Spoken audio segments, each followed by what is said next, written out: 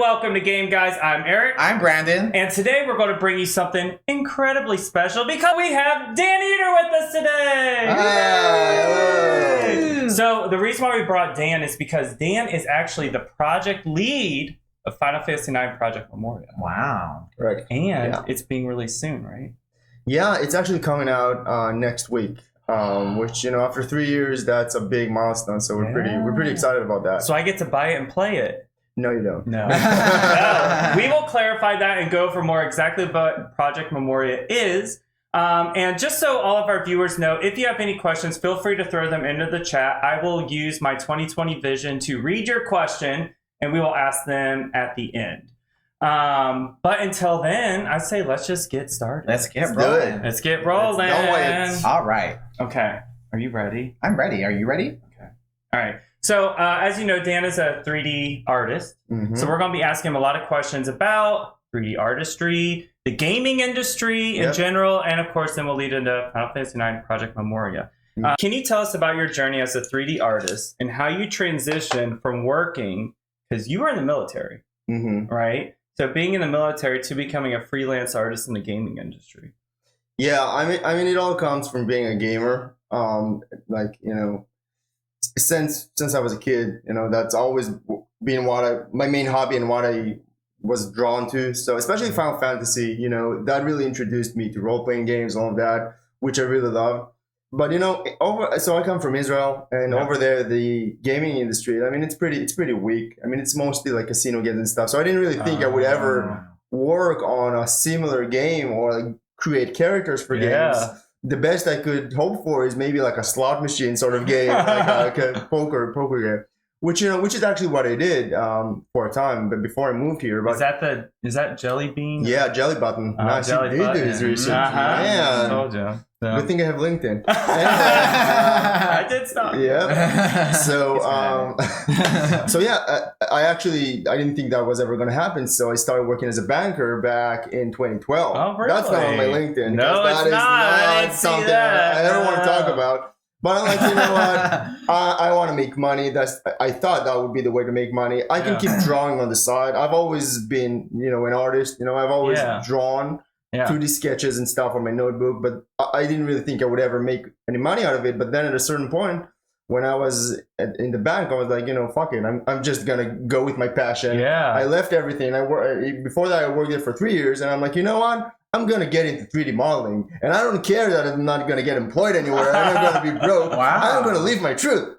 So that's pretty much what happened. I quit the bank. Yeah, I took like an introduction to Maya. Maya is like the modeling software that everyone uses. Yeah. And just got into 3D modeling. And it just clicked for me from the first second. Like I was able to learn it so quickly that 2 months after starting that course, I just stopped going because I would just do things on my own. And I would model till the middle of the night, just making Vivi. He's actually the first character I've ever made. Not the one in Memoria. Yeah. That is like the second, like the remade version of that model. But I honestly, the reason I got into 3D modeling is to create Final Fantasy IX characters. Swear to God. Wait, really? That was the reason. Way. Yeah. So you from the very beginning, you kind of worked your way. Yeah. It was your inspiration, and now you're kind of coming full circle with it. Pretty much. So I always knew that I was gonna use my knowledge to remake my favorite game of all time. I mean, that was the point. That's what got me into 3D modeling. Yeah. So now that is like the end of the journey almost. That started 10 years ago when I got into 3D modeling. I'm like, okay, now I'm putting together a team, and we'll get to that in a bit. I'm putting together a team that's their sole purpose is kind of, you know, going along with that vision. Yeah. So, I mean, it's been a great journey, and it's been a lot of fun. What was the first 3D model that you designed, and you're like, I got this. Like, I'm good. I mean, the very first one. The first one was my room. That was like the assignment we had. To do your room. Was it like at a college, or was it like a No, you don't have like a degree for it in Israel. It's all like, it's like local. It's not something that, you know. You just bring your portfolio and that's pretty much, yeah. So I showed them my sketches and stuff, and they're like, okay, just give us your money and you're in. I mean, they didn't even look at it. They don't even care.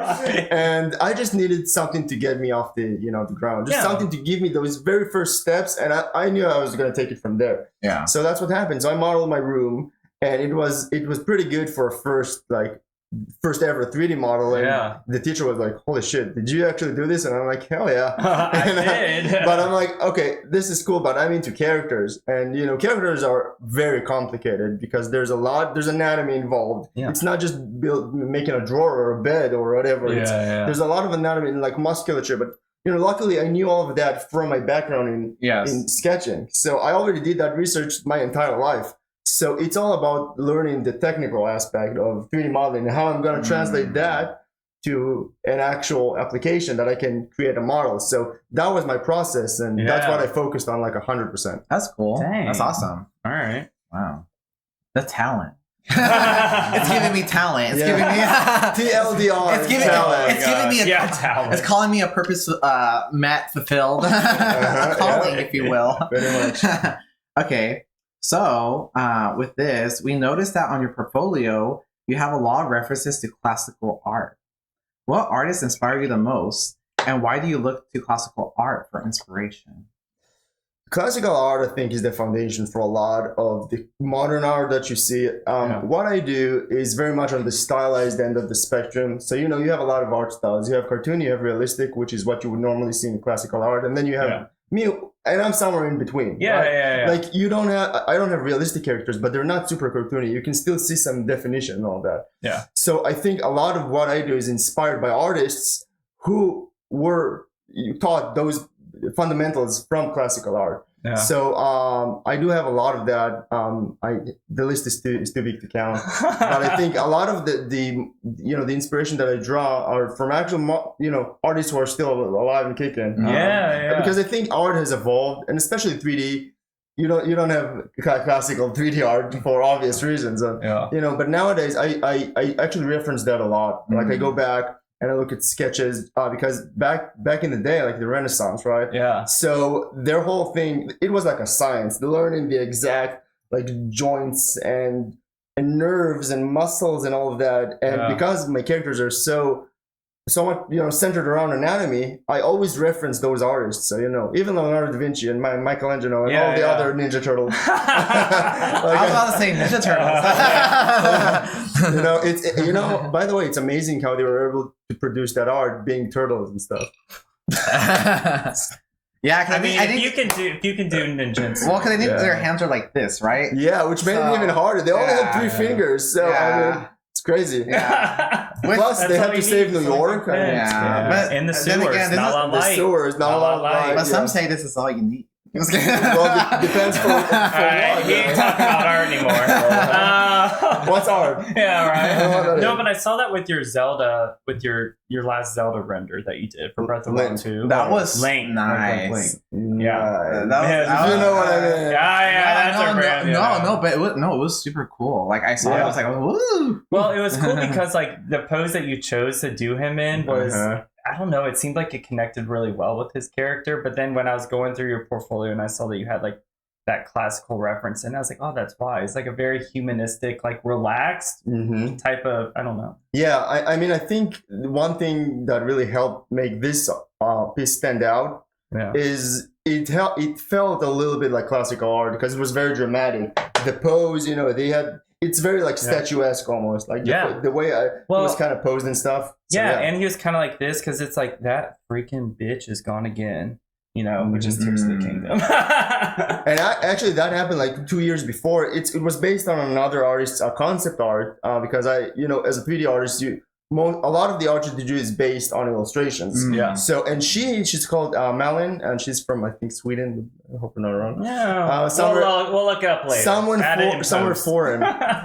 Anyway, so she actually based it off of Bruno Di Maio. He was a classical artist. So that's the way art works. So you have one artist that's inspired by his ancestors, so to speak, and then you have someone else is kind of, and that's the way the industry works and art in general. Dang. Okay, that's awesome. So we're going, before we get into Final Fantasy, which we do have a lot of questions about Final Fantasy, let's talk about multiverses. Ooh. Right? Wow. Okay. So as a lead character designer for multiverses, how do you balance doing like your freelance work and then the responsibilities that you have on multiverses? And what can we expect from multiverses when it is released next year? So I don't balance it at all. I'm a mess. I'm a mess. When's the last time you slept? That's the question. When was 2017? Yeah. How many years ago? I don't remember. Like yesterday. Yeah. Too old anyway. But I think the thing with 3D is that it's stronger than you. Like when you're an artist and you want to create stuff, you know, your time or schedule, that's not even a factor. You're going to find the time, even if that comes at the expense of your weekend or that PS5 game that you just bought and you really want to play.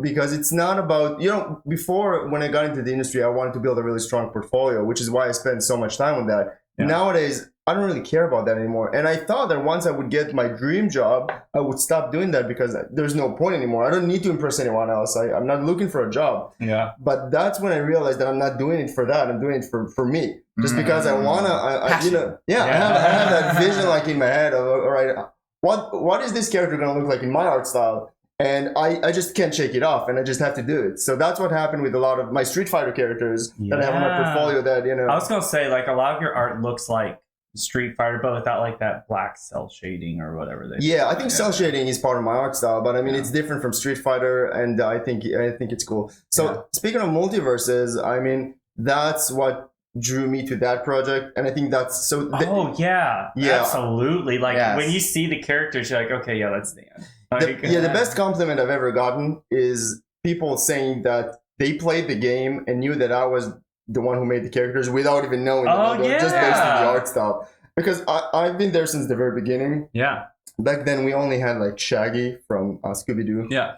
And they approached me because of my Wonder Woman, which I made back in 2017. Mm-hmm. And then they're like, do you want to work on an official game with a Warner Brothers game with an official rendition of Wonder Woman? And I'm like, hell yeah. So, with multiverses over time, I was the only character artist, and that was like a dream for me because I was able to put my own mark on that and use my own art style that I've developed for my whole life, even before I got into 3D. Yeah. And then, I was really surprised by the reaction. People love the art style and people love the characters. Yeah.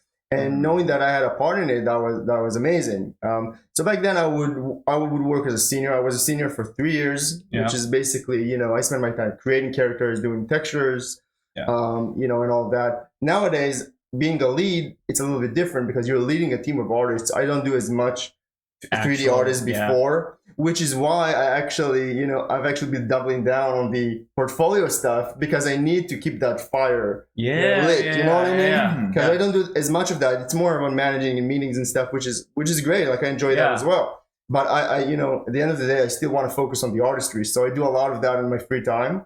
And it's fun. I mean, it's a lot of fun. So all these artists that they hired after you, is it more so that they are kind of like matching your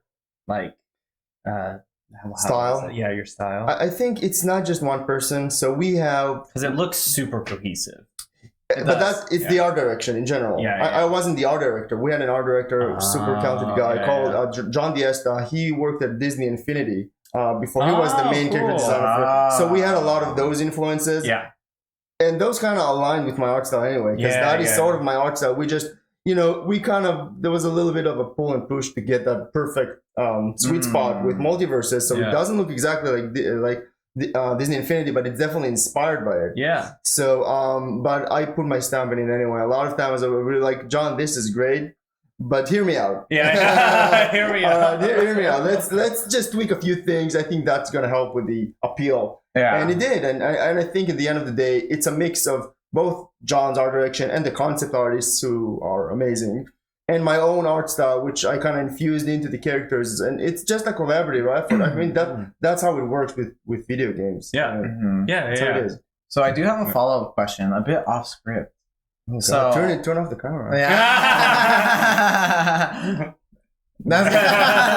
So with multiverses, do you plan on playing? And if so, who do you want to main? Like, who do you foresee yourself playing as with multiverses? I play all of them. I mean, but also, like, who would be your go-to main? Batman. Batman is my man. He's always been my man. Yeah. We actually, way before the game came out, we used to have like competitions. just for employees, and I would always win. I was very cheap with I exploited with Batman? I was exploited all the bugs. I used to do a lot of cheap tricks. People would hate playing against me. They would call me Uppercut Dan because I would just uppercut everyone all the time. Yeah, that's like your go-to. Yeah, but now I kind of suck at the game because it came out. It came out like hundreds of thousands of people played it, and they got really good. So now I'm like, you know what? I'm so competitive that I'm just gonna, if you can't win, you're not playing. You kids do your own thing. I'm too busy developing. I don't have time for this anymore. I don't have time. Yeah, I don't. But as you see like the characters engage and fight, do you feel like a sense of pride? Like, yeah, of course. I think anything you do as part of a game developer, you feel a sense of pride because even if it's not visual, even if you're like an engineer, you know that you built the code behind it or whatever. That also is a lot. It's very satisfying. It just so happens that with me, it's a very visual thing. It's the characters. It's not a behind the scenes kind of thing. It's something that you actually see. So I think I really realized it with Arya, for example. So I'm a big Game of Thrones fan. Yeah. Pre-season 8. And anyway, so and then maybe they'll finish it one of these days. When's that last season coming out? Yeah. Oh, season 7 was the last one. Oh, right. Anyway, I remember. Yep. So I got the concept for Arya, and I'm like, hell yeah, I'm like, dibs on that. And then going through that whole process, and then seeing her get voice acting by Macy Williams and seeing all of that happening, I'm like, we have Kevin Conroy, who recently passed away, who's the original voice of Batman, voicing Batman. Really? And we have a lot of for future characters. I'm not going to spill the beans here, but we have some VOs that you're not even going to believe. It's insane. So like childhood heroes and stuff. So that when everything comes together, that's when I really feel a sense of pride of, I helped create some of that. Yeah, it's really that's cool. awesome. Yeah. I'm super excited. I saw that they had Marvin the Martian on there. Yeah. I love Marvin the Martian. I know, he's so cute. Yeah, I like the way he looks. Yeah, it's super cool. Awesome. Oh, so we're kind of going into Final Fantasy, right? So, saddle up on your chocobo and let's go for a ride. Yep. Or whatever you want to call it. Chocobo. Welcome to Game Guy. I deal with this every day. Okay, so Final Fantasy now. The Final Fantasy IX Memoria Project has gained significant attention and excitement within the gaming community. What inspired you to lead this project and reimagine FF9, so Final Fantasy IX, with modern graphical capabilities? Well said. I think that really, that connects to what I spoke about earlier with Final Fantasy IX, really kind of changing the course of my life, and this let me realize that is what I enjoy the most: video games and narrative and story-driven games and JRPGs in general. I just love. That's still my favorite genre. Like RPGs, but JRPGs specifically is just like I'm pretty obsessed. I've told you about Octopath too. Octopath Traveler. Octopath Traveler is so good. Game. I still haven't played the second one yet. I haven't played the first one. I haven't played either. It's a sin. It's so good. It's a sin. The music. It's on my list. It's so good. It's crazy good. So anyway, with FF9, it pretty much just, I was like, as soon as I get good enough and I get a decent following, then I knew that I would be able to pull people into the project using my internet cred. That was the end goal. Like, honestly, I was very active on Twitter and a lot of other social media platforms, and I gained a following, and I knew that the end goal was to use that for an FF9 remake. Really? Yeah, the whole time that was my master plan, but no one knew about it until now. And you'll notice that I barely post anything on Twitter anyway because I don't need it. Oh my! You don't need it anymore. You got what you want. I mean, I barely use it anymore. But before I would just I would get a lot of people following my work, and I knew that that kind of legitimizes you in a way. So when you're posting really cool fan art of Vivi, and people see that you're a pretty well-known artist, so they want to take part in that because they know you're kind of legit. Yeah. So that's when I knew, back when I started doing my first Vivi and he looked like crap, and I can show you what he looked like back in 2014. That was the first character I've ever done back in 2014. That was Vivi. He looked awful.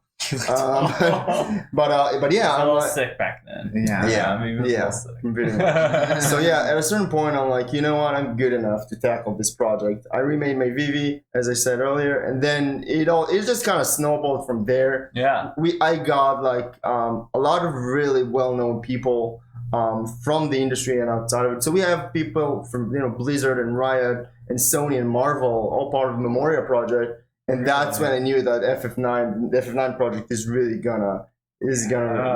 gonna be pretty special. Awesome. Well, yeah. Thank you for going down Memoria Lane with us. I had a launch party. We had a launch party today, and that was the exact title. Oh, really? I tripped down Memoria Lane, and everyone was like, perfect. And I'm good with puns. Oh my god. Yeah. Well, and game guys, we love puns. It's our thing. It's a pun, and that's a punter statement. I want to make sure I'm getting this right. There we go. Okay, so as a project lead and lead character artist for Final Fantasy IX Memoria Project, what were some of the unique challenges that you encountered in recreating the iconic characters for this non-playable project? Again, it comes down to art style. I think a lot of the newer games, especially in Final Fantasy, they always veer toward like the realistic. You look at FF7. You look at FF7 remake, right? So the original one was super cartoony. You had basically Lego characters, right? No hands. I'm Cloud. They just have blocks. And that was partly because of technical limitations. Obviously, they had massive polygon budgets and stuff. Like super restrictive. But I think the thing with the Memoria Project is that we reference the original art style all the time. Our main goal was to stay as authentic as possible. It's like a true recreation of the original game. We're not gonna take any liberties with the art style. We are gonna add, we're gonna embellish it a little bit. For sure. So you add a lot of details that you can't really see because everything was so compressed and so low poly and everything, tiny texture sizes and stuff. So you had to fill in the gaps because now everything is in 4K and you can see all the little details. And we didn't want that to take us in the micro detail path. Just because now we can, just because you can doesn't mean you should. Right. Just because we can add like pores and stuff, we don't want to do that because we want to keep things simplified and stylized and true to the source material. So that was a big challenge, and we would have a lot of different iterations on characters from the game. Like Vivi, I made a bunch of changes to that one, and some of the noblemen that we have, like walking around Alexandria and stuff, we have a lot of super weird characters. Another challenge was that most of them aren't even human. That's the thing with FF9. Yeah. You have look at the queen. Look at the elephant queen. Yeah. And you have like a hippo kid. Yeah. And you have our innkeeper is actually a fish man. He actually has a fish for a face, a regular body, but just a fish's head. And I would say that showcasing Vivi's pores would be challenging, especially since he has no face. Yeah, he has no face. Yeah. Oh my god, yeah. I don't even know if he has a body. Or really, what's underneath those clothes? I don't know. Don't ruin my kid. No, that's where I draw the line. Sacrilegious. Sacrilegious. Yeah, let's just say that I had to model the clothes on top of something. So are you saying that Vivi is not a Lalafell?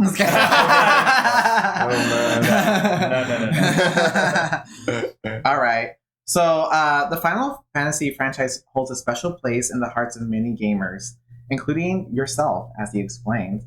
So, how did your personal connection to the Final Fantasy IX influence your decision to undertake this project? I feel like we discussed this one. Yeah, we did. We literally went. It was his whole master plan, his grand scheme. Basically my grand scheme. For sure. Yeah. So maybe let's flip it up a little bit. Okay. What was your first Final Fantasy game? Was it 9, or did you start? Yeah. What was your first? It's always like that. Like 99% of the time, your first Final Fantasy is your favorite. I'm not for me. Not for me. Really? No. All right. So let me guess. Okay. Yeah. So your favorite Final Fantasy, your first Final Fantasy is 7. Yes. Yes, but your favorite is 14. No. I love 14, but only for one reason, and you'll see 10. why later. 10. No. 6. Oh, 6. No. What? Hopefully not 13. No, don't say 13. No, I hate 13. 15. I'm just gonna go through all of them. Yeah. No. All right. So 8. Oh, 4. All right, I gave up. Which one is it? 9. Oh, Final Fantasy 9. I forgot about that game. Yeah. 9 is literally my favorite. It can often escape from Memoria. Yeah. I know that. No, Can I go now? It's my favorite Final Fantasy. And I think it's because when you play Final Fantasy 7 and then you play Final Fantasy 8, you're always in this very like futuristic world, right? With all these things that are like technology, but a little bit more, right? Mhm. And then you go into Final Fantasy 9, it just cuts all that bullshit out. And it throws you into this weird world with these weird characters doing this weird shit. Yeah. And then it becomes not really like, this is going to sound weird, but it kind of takes you're in this really crazy environment, and it takes that environment out so that you can focus on the characters. Like, it makes your environment so crazy that the characters become the thing that grounds it. Yeah. And that's the one thing I really loved about it. Yeah, I think that's why it was off-putting to a lot of people, especially coming off of 7 and 8, Yeah. which were really like edgy, and they were kind of modern. Kids They're all emo, and then you have 9, which is just it's a true return to form. It's almost like if 4, 5, 6, continued on that path of like high fantasy almost with a little like steampunk influences and not go towards sci-fi or more modern styles, then that would be it. So that was the producer of the game, the creator of the franchise, is called Hironobu Sakaguchi, and he said numerous times that was his favorite Final Fantasy because it had everything that was quintessential Final Fantasy from those SNES days, right? Classic classes, You had the Black Mage, and then you had the Thief in Zidane, and then you have the White Summoner Mage, and I think that's why I really loved it, is because it's it's a simple game. Yeah, it doesn't go too crazy. Everything is simple, but everything is so purposeful. Yeah. And which are you referring to again? What? Which Final Fantasy? 9. 9. Oh, yes. Oh, yeah, we're talking about 9. Yeah. And that's what we're here for. Yeah. That's the main event. Yeah. Okay, so what do you think mine is? My favorite. Probably my least favorite, right? So I'm gonna say 14. Is my favorite? Yeah. That was easy for me. Yeah, so I like Final Fantasy 14. I think Shadowbringers is what really sold it for me. Yeah. And creating my own character, so my character is a Lalafell. Yeah, I'm a Lalafellian. It was Shadowbringers that sold it for you? Mine was Heaven's. Well, I started at Shadowbringers, so I started kind of late. But my first Final Fantasy game was actually Final Fantasy 3. 3 or 6? Which one are you? 3. 3, the real 3, because they called 6 3 when it came out. Well, yeah, kind of like the remake of it, but yeah, the one for the DS. Yes, not the one with Terra. No. Okay. The one that they remade for DS. Yes. Which is actually 3. Yes, that was my first Final Fantasy game. But honorable mention to Kingdom Hearts as an extended universe. Of it's Final sort Fantasy. of fun. I mean, You can. at least the first two. The third one didn't even include any Final Fantasy characters. So fuck that one you can't count. Yeah, but honorable mention because I love Kingdom Hearts. Me too. I love it. Yeah, I've only played 1 and 2. As you should. I mean, 1 and 2 are the best ones. 3. For as long as we have to wait. Yeah. We're sorry if you like Kingdom Hearts. Yeah. But okay, so we kind of hinted or talked about this, but bringing together on the Memoria Project, there's 40 some people involved, right? Yeah. That's a lot of people who are involved to work on this project. So how did you gather such a talented team and convince them to join this project with you? Yeah, so I think a lot of them approached me, again, because of Twitter, and a lot of the others. So we were everywhere at a certain point. When we first unveiled the project, that was 2021, we were on IGN, USA Today. I did a bunch of interviews. So that got a lot of exposure. And then, people were like, hey, I love FF9 and I'm a game developer. So let's see what that's about. So then I started getting a lot of emails and stuff.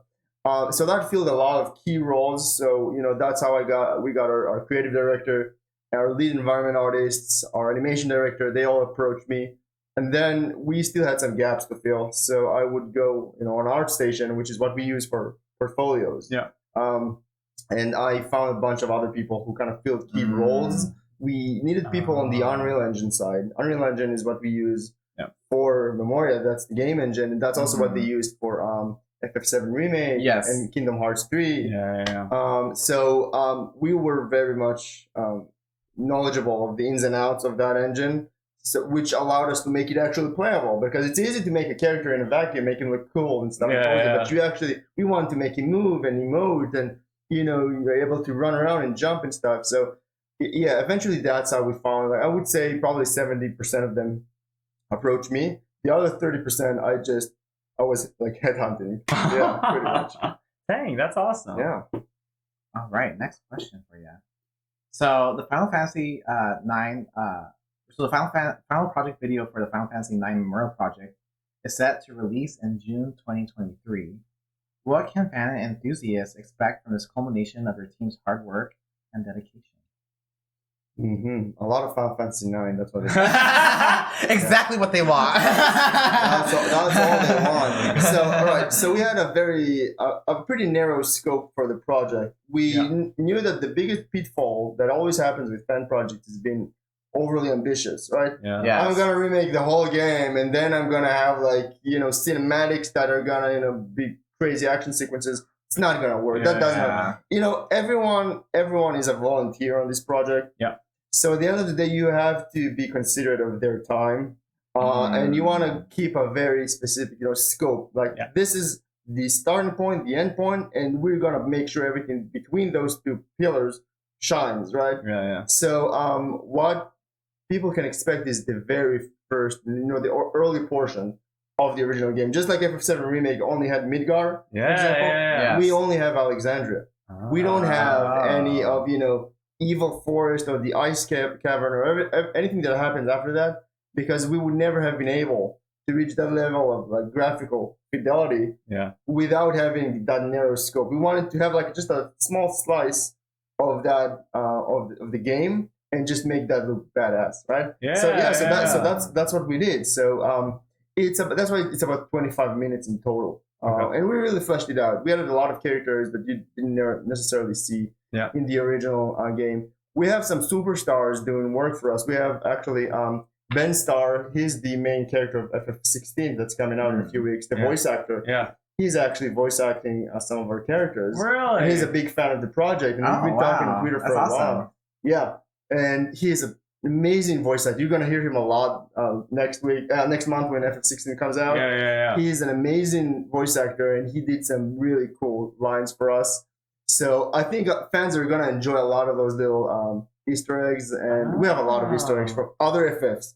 It's not just FF9. We have Easter eggs for almost all other Final Fantasies. Really? Yeah, we have for 6, 8, 9. Well, obviously 9, 10, and now 16. Right? So it's pretty cool. I feel like I made your test.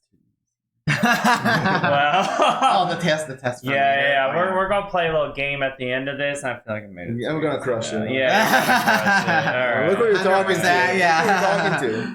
So we know Final Fantasy IX Memoria Project showcases that game with modern graphical capabilities. How do you envision this project impacting the gaming industry, or maybe at least just your approach to remakes, graphical upgrades to beloved classics?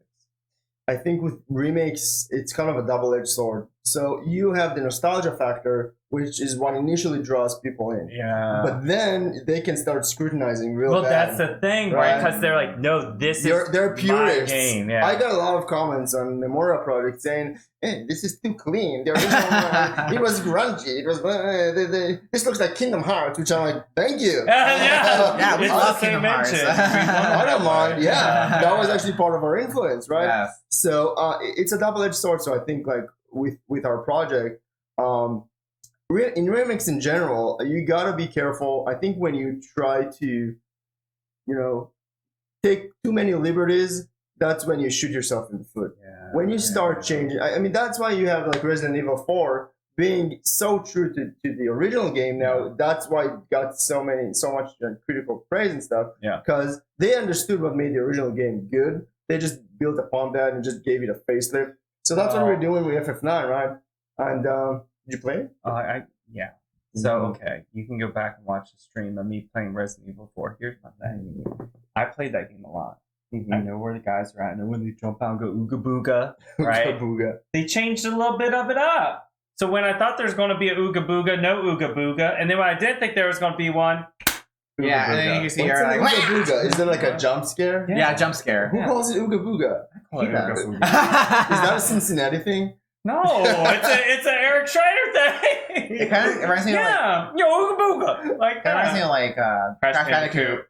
Look at the bus. Oh yeah, the mask. Yeah, he's scary. Oh, well that explains it then. Or Courage the Cowardly Dog. Oh. Yeah. Yeah, like Courage. Courage, is that that purple dog? Yeah. They're going, Is that a cartoon? Yeah, from Cartoon Network. It's like Scooby Doo, but like a little elevated. Yeah, he's more horror. I don't know. I'm from the Middle East. I don't know those shows. Yeah, well, let's just say Courage was indeed cowardly. But so we're talking a lot about like your inspiration from Final Fantasy IX and how you drew a lot of that from your own background growing up with Final Fantasy, the artistry, your inspiration for that.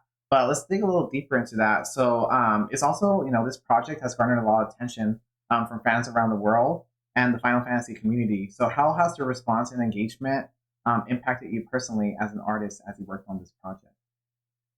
The biggest perk about being part of this project is that you work with some of the best talent in the industry. Again, we have people from Blizzard, Sony, Marvel, and I've learned so much from those people that it's insane. Sometimes, I give them like a task, or me or one of the leads, just give them, just do something with this environment. So we had an artist, he's called Luan, and we told him, you want to work on the castle, Alexandria Castle, and that is a huge, massive like thing with a ton of details. And I'm like, okay, so this is gonna look decent, like. And then a couple of months later, I see this, and you're gonna see it in the footage. Yeah, you're blown away by the artistry behind it, and like, how the fuck did you do that? That's insane. That's insane. So I think it impacted me in a way that it made me realize what passion can help you achieve when you do it. When you're doing it as without any reward. There's no reward involved other than you being able to create something really cool. Yeah. So I feel like that made me a better artist. And also, I think in terms of like leading and management and stuff, it's a big challenge because you're juggling a million things. I talk to like 50 people at once, all the time, and that's outside of multiverses, which is another thing. Is so that's why I don't have a life, right? I mean, I don't have a life. I just do this. So I think and I got some really I met some really cool people that we've met up. So we have the lead asset artist who lives in Baltimore, so I flew all the way to there to meet up with him and a few other people from the team. So and a lot of other people actually became really good friends. Yeah. And also started in terms of like work connections, that's really good for work. Yeah. Because you're able to get a lot of people started they found workplaces thanks to people they met on Memoria. So it's actually changing lives. It's pretty cool. I mean, a lot of people are really enjoying it. I mean, you have to think about it. It's like, it's not a job. This is something that people want to do. Yeah. Like they're giving up their spare time to work on this because they're passionate about the project. Yeah, it's like a passion source, right? Yeah, it's a passion project. That's why they call it a passion project. Yeah, that's exactly. Yeah. And it shows. This one, you're going to read that one. That's your handwriting. I was just like, he's like, what is this? No. Okay, so I'll read this since this is my handwriting, and that's fine. It's okay. fine. So, what forms the nostalgia? And then we kind of touched on this a bit, right? But like, I guess to dig a little deeper about this question. So, like, when it comes to Final Fantasy IX, like, what is it about it specifically that like when you look back into your first experience with it that really like made you feel passionate about that specific Final Fantasy game? Yeah, that's a great question. It's the characters, honestly. Yeah. There's a lot of things to love about it. Honestly, it's not a perfect game. Like I don't think the gameplay is that good. It's really slow. Like the battle system and stuff. I think it's very childish, which is off-putting to a lot of people, in a way. But the characters, I'm like, man, I feel like I know them. You know, like Vivi and Zidane and Princess Garnet and all that. You're like, they really fleshed out their motivation and their interaction. There's really growth, like in the like character development. Yeah, for sure. In a way that you feel such love for these characters. That's why people lost it when they saw Vivi. They're like, I know this guy. I love this guy. I haven't seen him in so long. Yeah, he's so innocent. He's so cute. He's so naive and stuff. Yeah. Same with Princess Garnet. That's another model that I did. And they're very passionate about it. I think that's the shining like quality of this game in particular. I think with like FF7, it's also characters, but I think it's the world, or it's you know, it's the story. But with 9, it's the characters. It's just all about it. That's the heart and soul of the game. That's what I feel anyway. I 100% agree with that.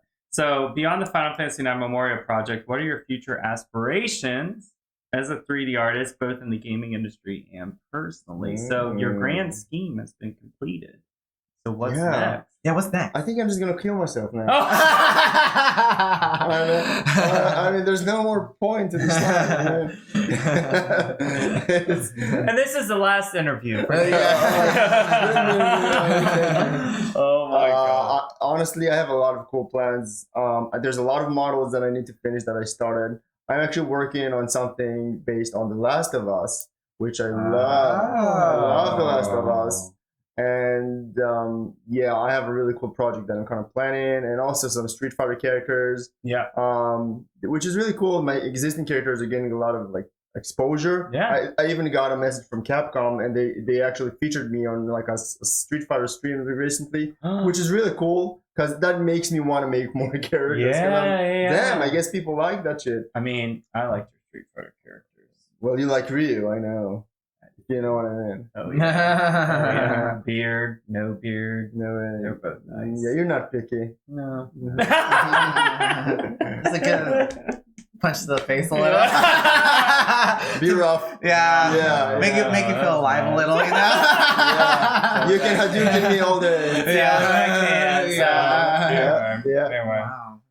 Is it getting hot in here? It is. It's actually a little stuffy. It actually is hot. Yeah, a little bit, right? Yeah. It's fine. It's fine. The AC is right here somewhere. You have Alexa. Alexa, turn the thermostat down to 69. The AC is set to 69. What a beautiful number. You just picked a random number. I mean, it's actually our game guy official number. Like, you know how the like states have like different like representation of like the state bird. The game guy number is 69. Wait, so who's the 6 and who's the 9? Depends on the deck. Yeah. Sometimes I'm like that invisible number in between. There's no invisible number. That's just your imagination. Oh my god. Anyway. I make things up.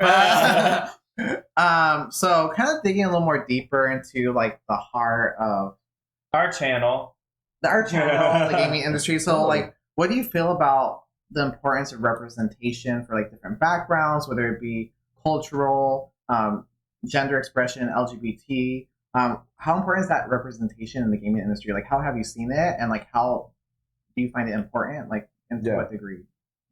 I think it's important when there's genuine intent behind it, right? Yes. I mean, if you're just a big corporate trying to, you know, get on the good side of the woke crowd, so to speak, and you're just Blizzard with Overwatch characters. There you go, like Tracer, I think, whatever. I mean, so I felt that actually, like, The Last of Us did it well. I think a lot of people are going to disagree with me. Yeah, a lot of homophobes hated the whole. There's a lot of gay stuff in that game, right? Yeah. Especially The Last of Us 2. Yeah. And I feel like it was done tastefully. Yeah. To me at least, but a lot of other times I'm like, oh come on, this feels so forced. I mean, right? Like just shoehorning a certain sexuality or ethnicity to a certain role, and we're not even gonna bring up Disney. God. But I mean, I've been kind of vocal about that. I'm all for representation, as long as it feels like you're not just creating a stereotype. You have a super flamboyant gay character in a game. Dragon Age 3. I haven't played that. No, because that's why. Just calling it out. Mm-hmm. Oh, really? Well, which one is that? Like, what is? Okay. What's this character you're talking about? Here's my issue, and it's right in line with what you're saying. And I've never actually talked about this before on stream. I'm going to talk about it now. My big issue with adding LGBTQ characters is that they put them in this world that no one cares. No one cares that they're gay. No one cares, so it doesn't actually showcase our struggle or what we go through, and how much strength is in actually being gay. You know what I'm saying? It's always just kind of oh, they're gay. It's just they're flamboyant. Yeah, that's just them, and no one cares. It's no, gays have been persecuted against. Look at Stonewall. Look at our history. As it frustrates me that it's so easy to just throw someone in there and not actually give them a story to where they had to overcome it because of that.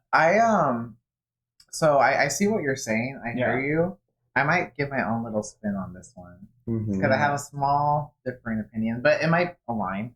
So for me, I actually appreciate when I see an LGBT character in a video game franchise done well, where it's just a natural part of the character. A lot of times these are worlds that are unlike our own. So in Final Fantasy, this is not Earth as we see it. It's their own type of universe, their own planet. So when I see an LGBT character naturally embedded into this realm, and maybe they express their expression of love to whatever gender they want to express that to.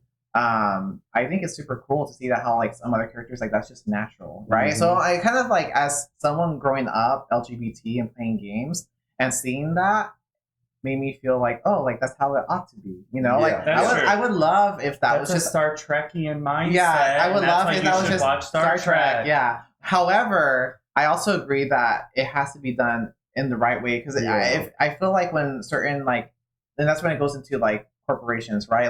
Trying to pander to a certain community or politics, where they're oh, by the way, we didn't tell you at the beginning, but this character is actually gay, or she's a lesbian, or they're actually non-binary, and that wasn't at first, but then they want to pander to that representation because maybe it could be tied to politics, it can be tied to whatever, and then sometimes some of those corporations show their true colors when they decide it's tied to sales. Yeah, because sometimes they might pull from different countries if they feel that country is not accepting, or they might not, and they might just be well, you don't want that, so we won't sell it here, we'll just sell it here. But regardless, I think if it's done strategically and it comes off natural in that universe, I think it's cool.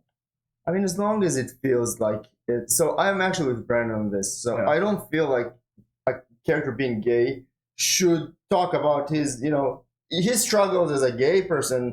Should not be part of this story. I mean, that's not even relevant unless it is, right? I think Persona 4, for example. I don't know if you've played that game. There was a character. I can't remember the name. But you go into their own mind, and then you go into his internal world based on his thoughts, and then it was very heavily implied that he's gay. But it was done so tastefully that they did talk about his struggles, but it was done through monsters and stuff. But if you read between the lines, you understood his entire internal struggle. So I mean, if it's not on the nose, then that's cool if it's done well. But I don't feel like it should be a huge part of the storyline. I mean, just be gay, be whoever the fuck you want. I mean, why should the spotlight be on your sexual orientation? No one cares. Just be yourself. But I do think going back to older games and seeing, I mean, I think with Final Fantasy it's different because it's such a mix. I mean, look at FF10. They're Asian in terms of their features, but they're white in terms of their eye color and color scheme in general. So I mean, ethnicity-wise, that's a bit of a it's a bit of a mess. But in terms of orientation, I think Japanese games in particular, they're not big on that. There's not a lot of representation, which is why I was really happy to hear that now FF16 is banned in Saudi Arabia. Because of I guess that's the only reason. So they there was some research that was put into that. So I guess for the first time there's actual LGBT representation in FF game, in a mainline FF game, which is really cool. I just hope it's done tastefully and it's not I'm a wizard. With my wand. Yeah, that's the difference between Persona 4 and like something like Dragon Age 2. Which Dragon Age, they do a good job of like bringing in gay characters, and not all of them. Like in Dragon Age 2 with Zevran, no, 1, sorry. They did a really good job with it, but in other games, not so much. Yeah, but I will say the visual of like a voguing wizard who's like, yes, yeah, like that. We've done that before. I can see you in that. Right, I know. We're yeah. fireball. Yeah. My only last comment on that is I grew up in a real rural area where people were like, "Why have pride? Like, you guys are fine. You can get married now. Who cares?" Like, blah blah blah. It's like, no, there's still so much more work to be done, and people don't know because they're not. I don't feel like that's the platform, though. I think if you look at the target audience, gamers as a whole, they're not. I mean, it's kind of a straight. Well, the thing reason for a lot why of I people. say it's a platform is because of the outrage that they did for Last of Us 2.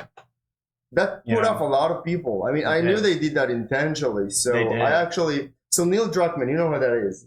He's the one who made The Last of Us. Yeah. So we follow each other on Twitter. We talk from time to time, and we went into that subject because I was just playing The Last of Us 2 for the first time, and then I told him, "This is super cool what you did with Ellie and Dina. I mean, the balls on you. I mean, that's crazy."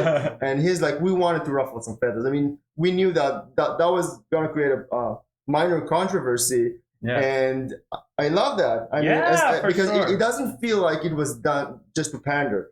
Yeah. It was just pushing all the buttons to annoy people, but also do it in a way that made sense with the character. It's not like I think if you look at a lot of other franchises, and I'm gonna call this out. So you have like Sex and the City, right? You have Miranda, for example. Who was throughout, I don't know how many seasons she was like completely straight, and then they come up with a sequel, just like that. It's called, I think. And then she's suddenly gay because the actress is gay. So we're gonna turn because now we want to pander. So that was the prime example of everything I hate about it. Because now everyone is, it's like diversity city over here. Like everyone, and it's like just trying to make up for something. Yeah, it feels forced. Write it to make sense of it. Yeah. And I appreciate your honesty and transparency. But I want to rewind real quick and talk about like the point in Twitter, like, oh yeah, we casually chat from time to time. When I'm like, let's just think about that for a second. When you said that, I was like, oh, you said that so casually. Like, I'm getting like a gamer nosebleed here. You just casually chat from time to time. He's a cool guy. Neil is really cool. He's also Israeli. Originally. Awesome. And I think the thing with art is that you draw the attention of a lot of people that you admire yourself. So I've always admired him. Yeah. He's amazing. He's worked on a bunch of Naughty Dog. He's the co-president of Naughty Dog. So, it's really cool to be able to meet people like that through art, just because they appreciate your art style and get into the super engaging conversations with them. And I think that's what happened with like The Last of Us. I just played for the first time last year, and it's become one of my favorite games of all time. Like, it's just I'm just obsessed with that game. Same for the show. I love the show too. I haven't seen the show yet. I heard it's great. He's too busy doing this game, guys. Come on, just takes a lot of time. I mean, look at Pedro Pascal. I mean, that's true. Yeah, but I can see him in the. Can you share any insight or advice for aspiring artists of different backgrounds who may be navigating their own journey in the gaming industry? Yeah, last one's for you. For who? Them. Oh, hi. Yeah, for Loki. Wait, you're filming this? You didn't know? Oh my god. Anyway. You're not getting paid for this either. I'm getting paid with this. Yeah, I get it. That's what I'm here for. Yeah. I mean, honestly, I get a lot of messages about that. It can be a pretty depressing industry for artists. Especially now with AI, it's really hard to stand out. I think a lot of people just give up. I would say the majority of people, no matter how passionate they are, a lot of them are like, okay, I've been working my ass off to have a solid portfolio, and I'm not really getting offers. So that's kind of when they come to me sometimes and they ask for tips, and it's kind of hard to put into words because it's a matter of dedication and skill and talent and how much you're able to just push through the difficulties. And I think like with with me, I was fortunate enough to have that background in illustration and characters and I'm also pretty good with technical stuff. I mean, I think with 3D in particular, you need a certain traits that are sometimes conflicting, right? You need to be very good with computers to be able to maneuver all those crazy, applications. And you need to be pretty good at art. And I think with a lot of people, it's one or the other or none. And they really want to work in games, but they just don't feel like they have it in them, and they give up. It's all a matter of how much time and effort you put into it. So for me, again, I would spend 10 hours a day, every single day. I would slept since 2017. Exactly. So. I mean, exactly. That's why I would get off work like at the bank like 5 p.m. and I would spend like 6 p.m. to 2 a.m. doing 3D stuff every single day for months. And that is how I kind of, created my portfolio and stuff. Yeah. And I think a lot of people, they want to get to that point where you're well known and you have a solid portfolio, but they're not willing to put in the work, or they just despair. They don't have any direction and they just give up. And yeah, it's all a matter of finding that inner strength and motivation to keep you going. And just, I know like it sounds cliche, but just believing in yourself. But, I will say that it's not for everyone. I think a lot of people, if you don't have that understanding or that background in art and kind of figuring out what makes art appealing, that's the main struggle. As long as you know what makes art look good, you'll learn to do that eventually. You'll work your way there. Because you know where you're going. What it ought to look like. But you don't know what it needs to look like, then you put out something that you expect. Like one of my first serious models was also for Final Fantasy. It was Ifrit, the summon from Crisis Core. I spent 6 months on that. Okay. It was pretty realistic, which was not really my art. Crisis Core is a great game. Yeah, it's insane. So and I posted that after 6 months of work, I got 12 likes. And I'm like, you know what? Not only is this not bringing me down, but now I'm going to prove all those sons of bitches that didn't give me their likes that I am better than that. So I tried again and again, and eventually it worked. Yeah. It's all a matter of just believing that you're going to do it eventually, and that's what happened. Yeah, but those original 12, right? The 12 likes you got, like. I mean, yeah. They're like, appreciate the support, the OGs, the loyals. You'll believe in me. Yeah, for sure. Yeah, so what I heard from this is to succeed in this industry, you need a sense of charisma, uniqueness, nerve, talent. Well, I was going to say like goal, but talent works too. I feel like I heard that somewhere. I don't know. These things just come to me. All right, what's up, everybody? Post-interview Eric here. While doing some editing on the video, I realized I really didn't do a good transition from the interview to the video. So this is going to be my transition. What we're going to get into next is an actual preview of the Final Fantasy IX Project Memoria video that will be released here next week, first week in June. So get ready to see the glory of Final Fantasy IX in today's graphics.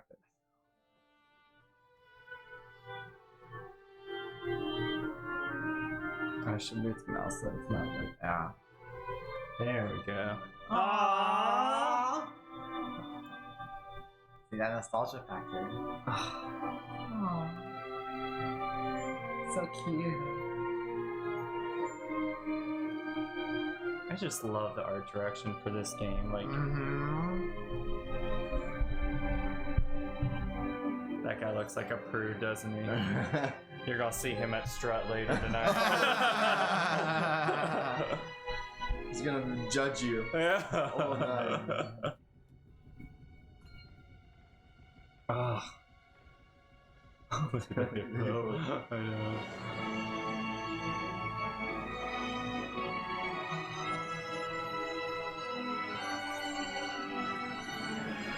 Oh, wow.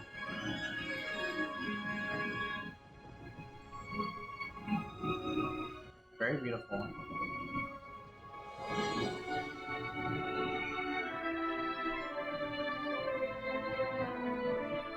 Ever since I played Final Fantasy, I always hoped that airships were real. They are real in my head. I know, in my head.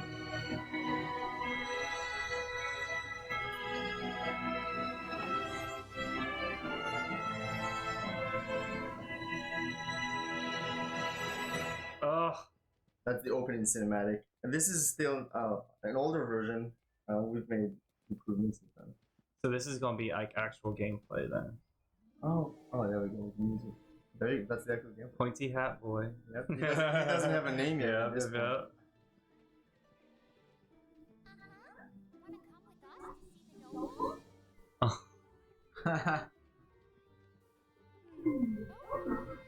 These children quite ruckus.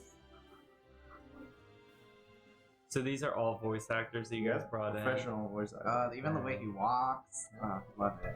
You That's- should that's voice Clyde. act him. Yeah. That's the FF16 voice actor. Is it really? I didn't know Jane would be so entertaining. Maybe I should do that next. Aww. So naive. Previous voice is so cute. Yeah. Oh, well done.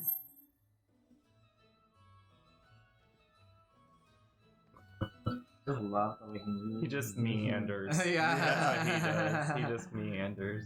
Ah, beautiful. I wonder what the story behind the statue is. now he's got purpose.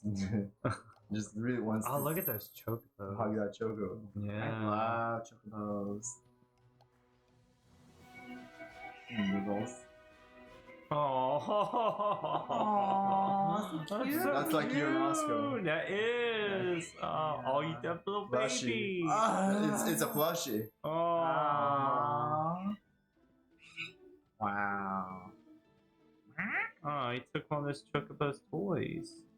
How do you feel about Moogles? There's a bunch of them here. Yeah, look how cute that one Do is. you enjoy them? Little ranger course. hat. They're like Final Fantasy mascots.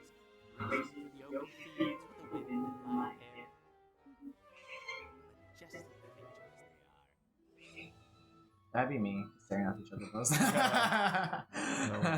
No, this guy's you now.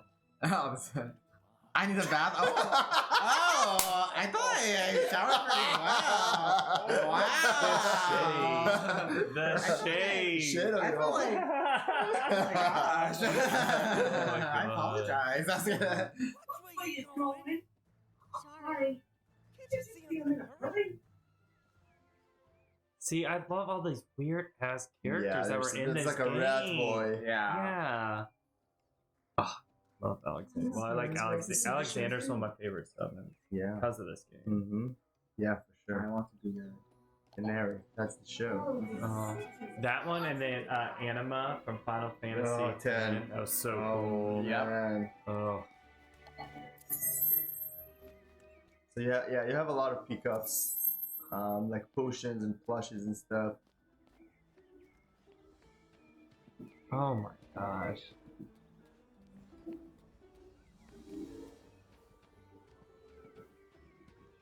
It's just absolutely beautiful. It really is. And the town's like Yeah. so lively and colorful. yeah. This is actually voice acted in the final version. Castle Alexandria. Ah! Penguin Man. Oh my gosh. This is actually voiced by Yonggi. I don't know if you know who that guy is. He has a crazy YouTube channel with like 1 million subscribers. He's pretty well known. Really? Wow. He's a great voice actor.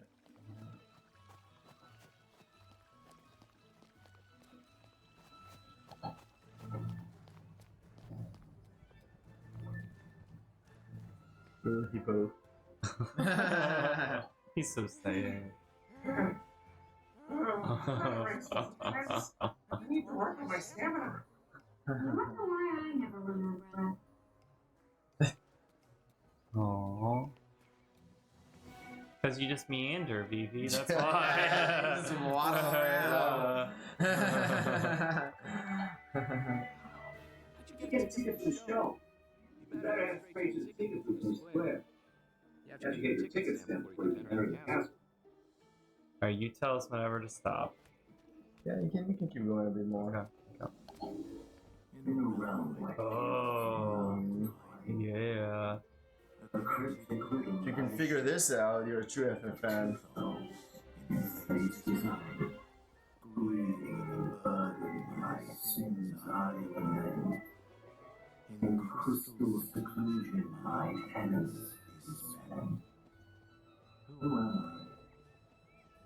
Is that like reference to the Easter egg to a character? Mm-hmm. Alright, okay. I would have to go back and hear it again. And like ponder, think about it. It's not easy. It's not Because, easy. you know, there's some diehard FF fans, so we wanted to give them a challenge. Yeah. Ah. The blossoms in Alexandria are quite splendid, don't you think? Yeah. It's true. I've never seen so many colors in Grandpa's cave. That's the one thing I love. Look how beautiful it is. You got jump rope. You got some girl running around. I mean, I love the body language of everyone. Like it really matches their character, you know.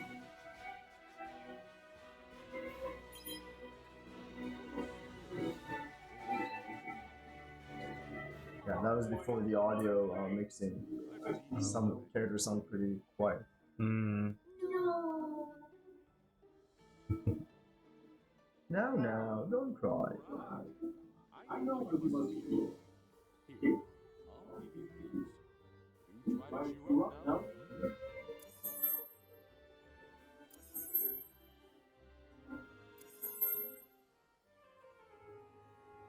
Well, at least he's a nice clown. We'll just watch up to the inn, and then we can probably follow. Okay. Step right up, folks. I've got the Start casting some black magic, BB. Mm, hands of the best skills in town. I remember the guy with spiky hair who carried something like this. How was that? there's the with the sword over there. It's all filled with Easter eggs. Cactus. That's awesome. Oh, look, you have the summons Uh-huh. from Final Fantasy X. There you go.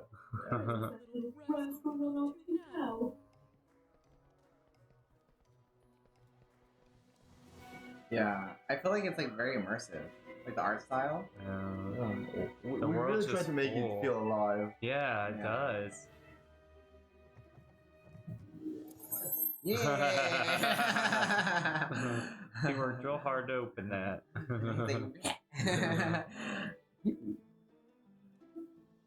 That's Alexander. Wow. Looks so good. I had to upgrade my GPU to an RTX 4090 for this. Really? Otherwise, it wouldn't have run at 60 FPS. Oh my Yeah, god. we turned on all the bells and whistles, all the shadows, all the textures, like, yeah.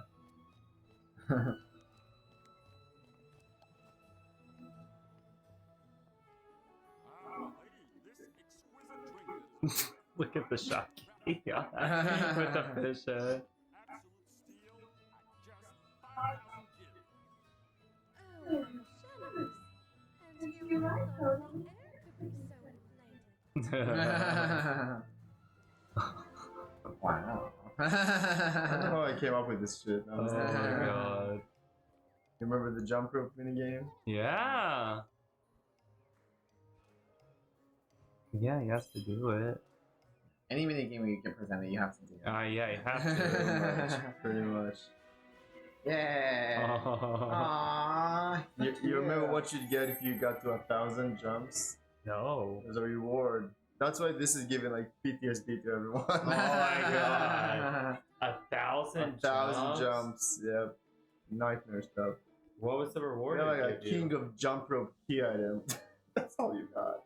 Oh my god. But for the completionist, right? Yeah, you had to have it, especially Yeah. now with the trophies and stuff like Oh yeah. Achievements and whatnot. yeah, for sure. I'll get down here. We can let him go to bed and then we'll Okay. Yeah. And that's what I love about this Final Fantasy game is that it's very fantasy from the get-go, right? Oh, yeah. Yep. Yeah. It's yours. Wait, that's an innkeeper and that's his wife? Yeah. See, diversity. Diversity. There you go. First I love iteration. it. It's interspecies. By Yeah. interspecies. A little bit of fish loving. Aww. Alright. Yep. Boom. Boom. So that was a lengthy preview. That was a lengthy So what do you think? It was Great. beautiful. Like it? Yeah, it looks so good. That's lovely. Yeah. Oh my gosh. Well, Dan, we want to thank you so much for coming. I know. Thank you for Appreciate having me. giving us your time, your talent, your treasure, your beauty, Most importantly, Charisma, charisma, uniqueness, nerve, and talent. talent. All of it. Yeah. All of the above. Yeah. Thank you for having me. It was awesome. Yeah, and added with our skill as streamers, we become. Anyway, so thank you guys so much for watching. We really appreciate it. Again, I'm Eric. I'm Brandon. We're the game guys. Check us out next Friday. We'll be streaming for 10 flipping hours Diablo 4. Yeah, and where can people see more of your work too? Like, if you Twitter. Twitter. So it's 3 Dan Eder. 3 days. yeah. 3 Dan Eder. So Twitter, Instagram, ArtStation. Just Google Dan Eder. Yep, and we'll be posting as well, so you guys can get the links. And also, if you are on our Instagram, you can click on our link tree, and you will be able to find his art and the link to Project Memoria. Awesome. All right. Well, thank you guys so All right. much for watching. Have a great rest of your week, and we'll see you next time. Bye. See ya. Bye. Yeah.